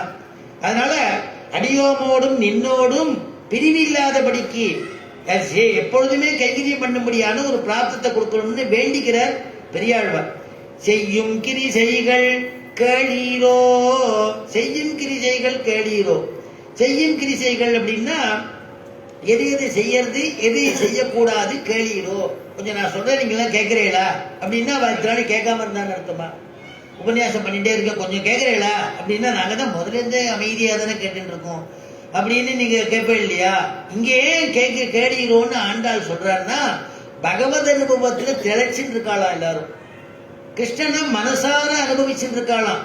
மனசார அனுபவிச்சுட்டு கேட்ட நம்ம நேர போய் அனுபவிக்க போறோம், கொஞ்சம் நாங்க சொல்றத காதுல வாங்கிக்கோங்கோ அப்படின்னு அவளை நிதானப்படுத்துறாளாம் ஆண்டாள். கேளீரோ, நான் சொல்றத கொஞ்சம் கேளுங்கோ. வியாக்கியானத்தில் எழுதுறா, கேட்டால் அன்றி கேட்டால் அல்லது உயிர் தரிக்காது என்றபடி. நான் சொல்றது நீங்க கேட்கலன்னா எனக்கு உயிர் தரிக்காது. நம்ம எல்லாரும் கிருஷ்ணானுபவம் பண்ணணும், அதுக்காகத்தான் நான் இத்தனை பாடுபடுறேன். நீங்க போய் மனசுலயே கிருஷ்ணனை நினைச்சுட்டு அப்படியே அனுபவம் பண்ணிட்டு இருக்கேளே, அது நீங்க ஒவ்வொருத்தரும் தனித்தனியா தான் பண்ணணும். நான் சொல்றது கூடியிருந்து குளிர்ந்தேலும் எல்லாரும் சேர்ந்து அனுபவிக்கணும் அப்படிங்கிற வியாக்கியானத்தில் எடுக்கிறா. மேய்ச்சல் தலையிலே அசையிடுவாருண்டோ, காற்றுள்ள போதே தூற்றிக் கொள்ள வேண்டாவோ என்கிறாள் அப்படின்னு வியாக்கியானம். மேய்ச்சல் தலையிலே கிராமத்தில் இருந்தவர்களுக்கு தெரிஞ்சிருக்கும். மாடை பசுமாடு கண்ணுக்குட்டியை மேய்ச்சலுக்கு விடுறாருன்னா மாடுகள்லாம் சேர்ந்து போறது, 5-6 மாடா போறதுன்னா எங்க புல்லு பசும்புல் இருக்கோ கிடுகிடுகிடு சாமர்த்தியம் உள்ள மாடு கிடுகிடுன்னு சாப்பிடுறோம். அப்புறமா அசை போட்டுக்கலாம், முதல்ல பதார்த்தத்தை சாப்பிட்டுருவோம். அப்புறம் இன்னொரு மாடு அது சாப்பிட்டு போயிடும், நமக்கு இல்லாத போயிடுன்னு கிடுகிடுன்னு சாப்பிட்டுருமா.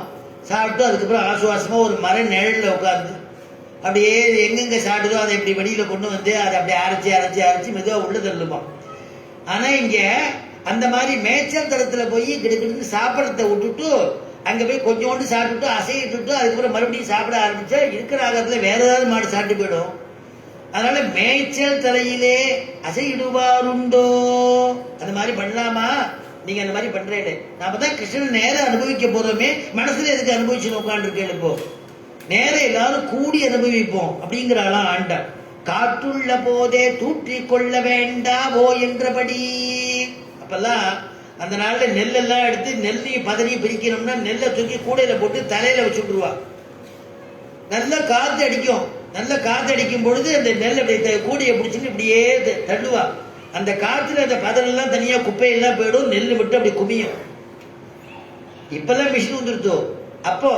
அதனால இங்க சொல்றா, அந்த மாதிரி காற்று அடிக்கும் பொழுது கிருஷ்ணன் அவதரிச்சிருக்கும் போதே அவனை பயன்படுத்திக்க வேண்டாமா? அவனோட நம்ம விளையாட வேண்டாமா? அவனோட நாம சம்சிரேஷமா இருக்க வேண்டாமா? அவனோட பகவத் அனுபவம் பண்ண வேண்டாமா? வாங்கோ, காற்றுள்ள போதே தூற்றிக் கொள்ள வேண்டாவோ அப்படிங்கிறது.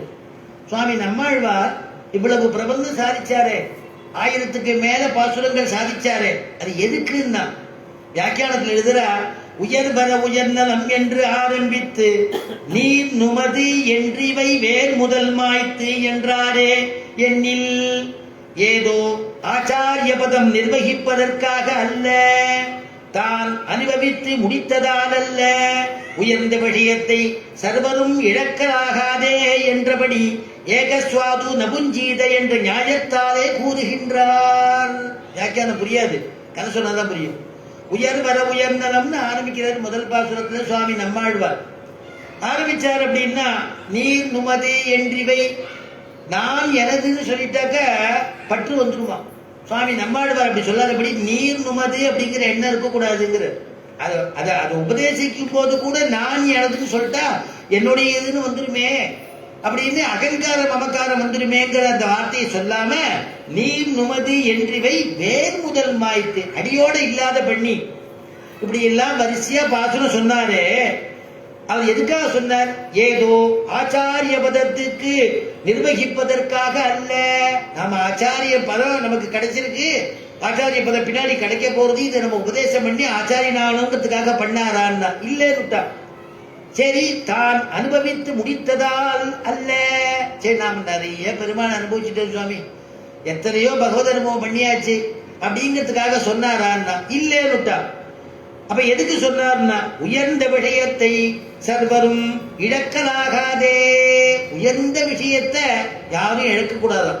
அதுக்காக அந்த திருவுள்ளத்தோட கூட ஏகஸ்வாது நபுஞ்சீத என்ற நியாயத்தாலே அப்படின்னு எழுதுறா. நல்ல பதார்த்தம் ஆத்துல ஒரு அக்கார வடிசை எப்படி இருக்கும், கரெக்டா சாப்பிட்ற நேரத்துல யாரோ ஒருத்தர் வந்துடுறான்னு வச்சுக்கோ. யாரோ ஒருத்தர் வந்துடுறா, ஒரு நிமிஷம் இரு, டம்ளர் எடுத்துன்னு வரும்போது அக்கார விடுறது ஒரு நிமிஷம் இரு, யாரோ கதவை தட்டுறா, யாருன்னு பார்ப்போம் அப்படின்னா பெரிய பாகவதோத்தமரா இருக்கு. அந்த பாகவதோத்தம வரவழைச்சு நல்ல வேளை வந்தேன், பெருமாளுக்கு இப்பதான் திருவாராதனம் பண்ணி முடிச்சேன், தீர்த்தம் எடுத்துட்டேன், அக்கார வடிச்சு சாப்பிடலான்னு ஆத்துல கொண்டு வரா, நீங்க சமயத்துல வந்தேன்னு அவருக்கும் ஒரு வெள்ளி டம்ளர்ல கையில தீர்த்தம் கொடுத்து சுத்தி பண்ணி கொடுத்து சாப்பிட்டு தான் சாப்பிடலாம் இல்லையா? அப்படிதான் பண்ணணுமா? ஏகஸ்வாது நல்ல வஸ்துவை ஒருவர் இடத்துல வந்தாருன்னா, நம்ம சாப்பிடுற நேரத்துல வந்தான்னா அவளுக்கு வரவழைச்சு கொடுத்துட்டு சாப்பிடணுமா? ஏகஸ்வாது நபுஞ்சீதை என்ற நியாயத்தாலே அப்படின்னு எழுதுறா. அது மாதிரி இது உயர்ந்த வஸ்து. நான் சொல்லியிருக்கிற கல்யாண குணம் உயர்ந்த கல்யாண குணம். சுவாமி நம்மாழ்வார் சாதிக்கிற அதை எல்லாரும் அனுபவிக்கணுங்கிறதுக்காக வேண்டி நம்மாழ்வார் எல்லாருக்கும் உபதேசித்தாராம். அதனால அப்படி இருக்கணும்னு வியாக்கியாதாக்கள் அனுபவிக்கிறார். பெருமாள் நினைக்கிற கிருஷ்ண பரமாத்மா என்னுடைய பக்தனை பேர்பட்டவன் தெரியுமா?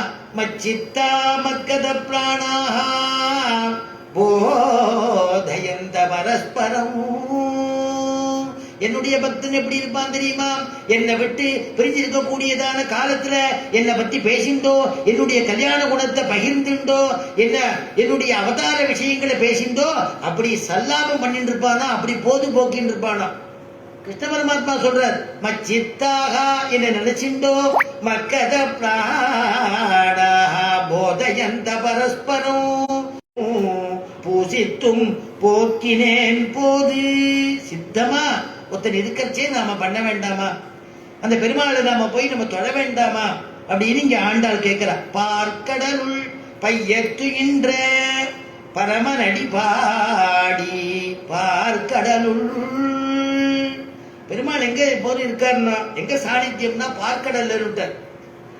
அதனால பையன் துயின்ற எப்படி துயின்று இருக்காருன்னா மெதுவா துயிற மதுர பாஷை.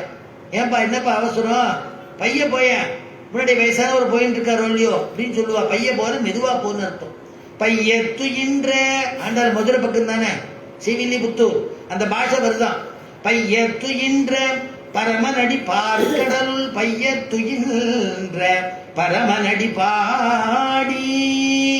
பரமபதத்தில் இருக்கக்கூடிய பெருமாள் அங்கேருந்து திருப்பார்க்கடல்ல வந்து சேனிச்சிருக்கான்னா பார்க்கடல் சொல்றா இல்லையா? அதனால பார்க்கடலுள் வந்து படுத்துருக்காங்க. என்ன காரணம்னா, ஏன்னா பக்தாரிகளுக்கு ஏதாவது ஒரு ஆபத்துன்னு வந்து கொடுத்துருந்தா கிருஷ்ணா ராமா அப்படின்னு கூட்டுட்டா ஓடி வந்து காப்பாத்துறதுக்காக அங்க படுத்துருக்காங்க. ஒரு பயணம் எடுத்து திருப்பார்க்கடலில் கண் வளர்கிறான். பரமபதத்திலேருந்து ஒரு பயணம் எடுத்து திருப்பார்க்கடலில் வந்து படுத்துருக்கானோ. ஏன்னா கூக்குரல் கேட்கும் இடம் திருப்பார்க்கடல். வா, ஒருத்தருக்கு ஆபத்துன்னு கூட்டா உடனே ஓடி வந்து காப்பாத்தணுமே, அதுக்காக அங்க இருக்கானோ. அப்போ அந்த பைய துயின்ற மாதிரி இருக்கானேன்னா யோக நித்திரை. பெருமாள் இடத்துல பல இடத்துல நித்திரை மாறும்.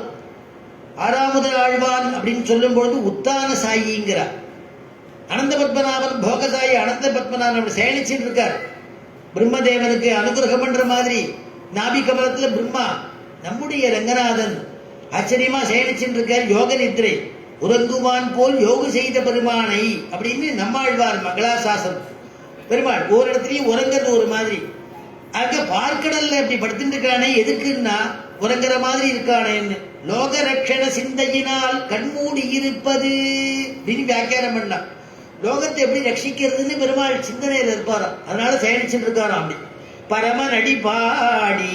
பரமன் அடிபாடின்னு சொன்னாலே பரமனைப்பாடின்னு சொல்லியிருக்கலாமே. அப்படின்னா பரமனை விட பரமன் அடிபாடி வசத்தியாம். ஏன்னா நமக்கு வந்து திருவடிதான் முக்கியமா. பெருமாள் எப்படி படுத்துட்டு இருக்கான்னா தகட்டில் இழைத்த மாணிக்கம் போலே. ஒரு தங்க தகட்டில் நடுவில் இருக்கக்கூடிய மாணிக்கல் போல மாணிக்க கல்லு போல படுத்திருக்கணும். அவ்வளவு பரமன் அடிபாடின்னு சொல்லுவானே. அப்படின்னா பரமனைப்பாடிங்கிறத விட பரமன் அடிபாடின்னா பாகவதர்களுக்கெல்லாம் பெருமாள் திருவடி தான் உத்தேசியமா. ஏஷ நாராயண ஸ்ரீமானே க்ஷீரான்னவனிகேதனஹ நாகபர்யங்கம் உத்ஸ்ருத்ய ஷாகதோ மதுராம் புரிம். பெருமாள் பரமபதத்திலேருந்து வைகுண்டத்திலேருந்து விட்டு இங்க வந்து அவதாரம் பண்ணிருக்கணும். ஏஷ நாராயண ஸ்ரீமான் க்ஷீரான்னவனிகேதனா. திருவாக்குறள் வந்தாச்சு. நாகபரியங்க முத்ரிஜ, நாகபரியங்கத்துல ஆதிசேடு தல்பத்துல படுத்துட்டு இருக்கான். யாகதோ மதுரா புரிமூ, மதுரையில வந்து கிருஷ்ணனாக அவதரிச்சிருக்கான்னு ஸ்லோகம், அவதார ஸ்லோகம். அப்போ அப்படி இருக்கக்கூடிய அந்த பரமனுடைய அடிபாடி அப்படின்னு சொல்லுவானேன்னா வியாக்கியானத்தில் எழுதுறா, சேதனர்களுக்கு பெருமாள் திருவடியே உத்தேசியம்.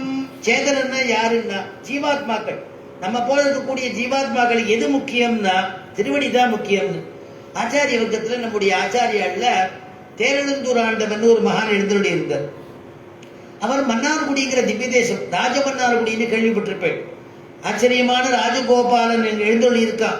இன்னைக்கு எல்லாம் அவனை சேவிச்சுட்டு இருந்தா வெச்ச கண்ணை திருப்பி எடுக்க முடியாது, அப்படிப்பட்டதான ராஜகோபாலன்.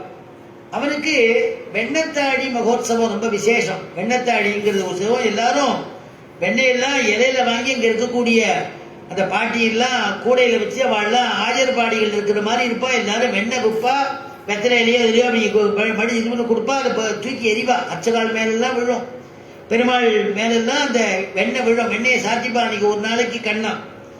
அதனால அப்படிப்பட்டதான வெண்ணத்தாடி உற்சவத்தை சேவிக்கணும்னு திருவுள்ளமா தேரெழுந்தூர் ஆண்டவனுக்கு. ஸ்ரீமதே வேதாந்த ராமானுஜ மகாதேசிகன் அப்படிங்கிறதான திருநாமம் அவருக்கு. அந்த தேரெழுந்தூர் ஆண்டவன் எழுந்துள்ள பொழுது எல்லாரும் வெண்ணத்தாடி சேவிச்சுட்டு இருக்கா. தேரெழுந்தூர் ஆண்டவன் பக்கத்துல சிஷ்யா சமுத்தியோட அவர் பெருமாள் ராஜகோபாலனை சேவிச்சுட்டு இருக்கார். சேவிச்சுட்டு ஒரு ஓரமா நின்றுட்டார். சிஷ்யால கூட்ட எல்லாரும் பெருமாளை முன்னாடி வந்து சேவிக்கிறா. சேவிச்சுட்டு பின்னாடி போய் எல்லாரும் பின்னாடி ஒரு கூட்டமா இருக்கே, எதுக்கு சேவிக்கிறா தெரியுமான்னு கேட்டாராம் சிஷ்யாள்கிட்ட. உடனே சிஷ்யாலாம் சொன்னாலாம், மன்னாருடிக்காரா சொன்னாலாம், அந்த ராஜகோபாலனுக்கு இன்னைக்கு பின்னலங்காரம் ரொம்ப நன்னா இருக்கும், பின்னலங்காரம் அற்புதமாக பண்ணிருப்பா, அவன் திருவடியில தண்டை கொலுசு எல்லாம் சாய்ச்சிட்டு இருப்பான். ஒரு காலில் சங்கு ஒரு காலில் சக்கரம் உள்ளடி பொறித்தமைந்த இரு காலும் கொண்டு அங்கங்கு எழுதினார் போல் இலச்சினை பட நடந்து பெருகா நின்ற இன்ப வெள்ளத்தின் மேல் பின்னையும் பெய்து பெய்து கருகார் கடல் வண்ணன் காமரு தாதை தளர் நடை நடவானோ. பெரியாழ்வார் அனுபவிக்கிறார். அப்படி சங்கு சக்கர ரேகையை பார்க்கறதுக்காக இருக்கும். அதனாலதான் அப்படின்னு அந்த அதை பார்க்க திருவடி சேவிக்க தான் போறா, அந்த ஆபரணங்கள்லாம் பார்க்கறத சேவிக்கிறதுக்கு தான் போறா அப்படின்னு வல்ல சொன்னாலும். உடனே தேரெழுந்தூர் ஆண்டவன் சாய்ச்சாச்சான், இல்லப்பா சேதனர்களுக்கெல்லாம் திருவடி உத்தேசியம்னு வியாக்கியானத்துல இருக்கு. நம்ம போல இருக்கிறவர்களுக்கு அவனுடைய திருவடி தான் உத்தேசியம். அதனால திருவடி சேவிக்கிறதுக்கு தான் அவ்வளவு கூட்டம் அங்க அப்படின்னாராம். பிரஜைக்கு தாயும் ஸ்தனபாகத்தில் உத்தேசியம் போலே சேதனர்களுக்கு பெருமாள் திருவடியே உத்தேசியம் அப்படின்னு அங்க வியாக்கியானம்.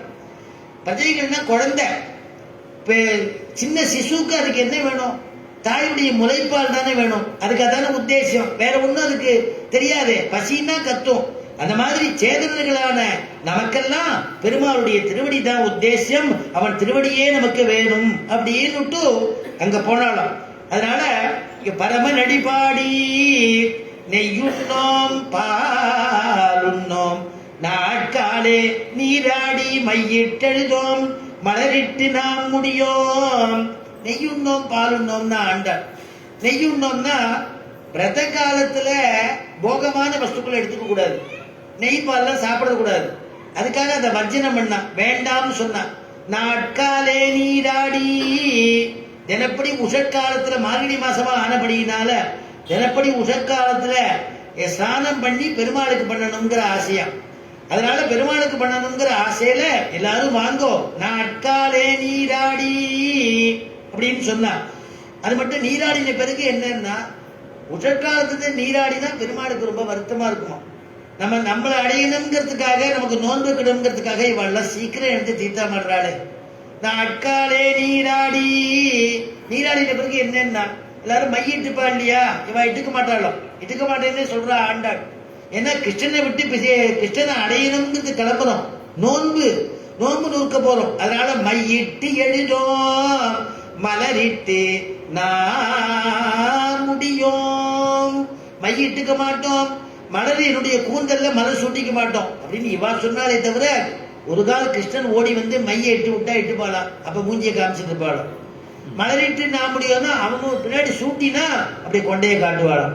எவ்வளவு வேணா சூட்டுறா, உனக்காக தானப்பா நான் இருக்கேன் அப்படின்னு சொல்லுவாளாம். மலரிட்டு நாம் முடியோ செய்யாதன செய்யோ, என்னுடைய மேலோர்கள் எது எது செய்யலையோ, எங்களுடைய பரம்பரையில் இருக்கக்கூடிய பெரியவர்கள் வாழ்ந்தவர்கள் எது செய்யலையோ அதை நான் செய்ய மாட்டோம். செய்யாதன செய்யோ தீக்குறளை சென்றோதோம். தீக்குறளை சென்றோதோம்னு ஒரு பதம் போட்டார். கோல் சொல்றதுன்னு அர்த்தம். அந்த கோல் சொல்ற வேலை நாங்க பண்ண மாட்டோம். தீக்குறளை சென்றோதோ ஐயமும் பிச்சையும் ஆந்தனையும் கை காட்டி. ஐயம் பிச்சைன்னு ஒண்ணு. ஐயம்னா தேசகால பாத்திரேச்ச, நல்ல தேசத்துல நல்ல காலத்துல நல்ல சத்பாத்திரத்துக்கு நல்ல அத்தியனம் பண்ணவருக்கு நல்ல சாஸ்திரம் வாய்ச்சவருக்கு நாம இஷ்டப்பட்டு ஒரு வஸ்துவை அவளுக்கு கொடுக்கறது, நீங்க வச்சுக்கோ நீங்க உபயோகப்படுத்திக்கிங்கோ அப்படின்னு நம்ம கொடுக்கறது ஐயம்னு அர்த்தம். பிச்சைன்னா பிக்ஷை அப்படிங்கிறது பிச்சைன்னு வந்திருக்கு. அப்போ பிச்சை ரெண்டு பேருக்கு பிக்ஷை நமக்கு கொடுக்கறதுக்கு கிரகஸ்தாளுக்கு அதிகாரம் உண்டு. ஆசிரமத்துல 4 ஆசிரமம், பிரம்மச்சாரி, அதுக்கப்புறம் கிரகஸ்தம், வானப்பிரஸ்தம், சன்னியாசின்னு 4. அதுல இந்த பிரம்மச்சாரிக்கும் சன்னியாசிக்கும் பிக்ஷை இடலாம், அவாதான் பிக்ஷை வாங்கிக்கலாம். அந்த பிக்ஷை இடக்கூடிய சக்தி யாருக்கு இருக்குன்னா கிரகஸ்தால் தான் பண்ணணும், யோகியதை. அதனால ஐயமும் பிச்சையும் ஆந்தனையும் கை காட்டி, ஆந்தனையும் கை காட்டி உன்னால முடிஞ்ச வரைக்கும் கொடு.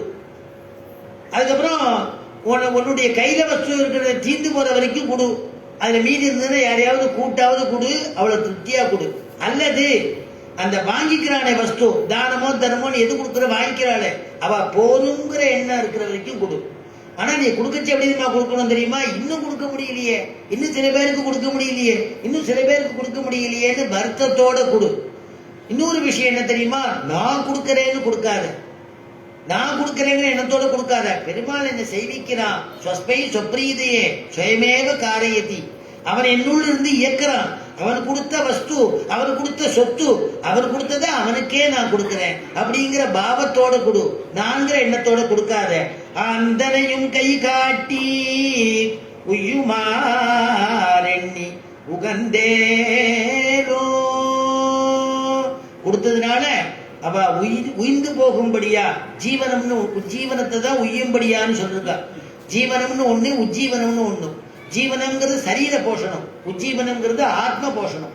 அதனால அவ உய்யும்படியாக அந்த கொடுக்கிற ஒரு தானமோ தர்மமோ அவ உய்யும்படியாக உஜ்ஜீவிக்கும்படியாக நீ தானம் பண்ணு அப்படிங்கறத 2வது பாசுரத்தினால சொல்றா. நீங்க 2வது பாசுரம் பேலன்ஸ் இல்லாம முடிச்சாச்சு. நன்மையும் செல்வமும் நாடும் நல்குமே, தின்மையும் பாபமும் சிதைந்து தேயுமே, சென்மமும் மரணமும் இன்றி தீருமே, இம்மையே ராமா என்ற 2 எழுத்தினான். மங்களம் கோசலேந்திராய மகனீய குணாப்தயே சக்கரவர்த்தி தனூஜாய சார்வபௌமாய மங்களம். ஸ்ரீமத்தை விஷ்ணு சித்தாரிய மனோநந்தன கேதவே நந்தநந்தன சுந்தரியை கோதாயை நித்யமங்கலம். சதமகமணி நீலா சாருகல்லாரகஸ்தா கனபர நிமிதாங்கி சாந்திர வாத்சல்ய சிந்துகோ அலகவி நிகிதாபிஹி சக்பிரா கிருஷ்ணநாதா விலசதி கிருதி கோதா விஷ்ணு சித்தாத்மஜானஹ யஸ்மாதேவ மயா சர்வம் சாஸ்திரமக்ராஹினான்யதா தஸ்மை வேங்கடநாதாய மம நாதாய மங்களம். ஸ்வஸ்தி பிரஜாப்ய பரிபாலயந்தாம் ஞாயேன மார்கேண மஹீம் மகீஷாः கோப்ராஹ்மணேभ्यः சுபமஸ்து நித்யம். லோகாः சமஸ்தாः சுகினோ பவந்து.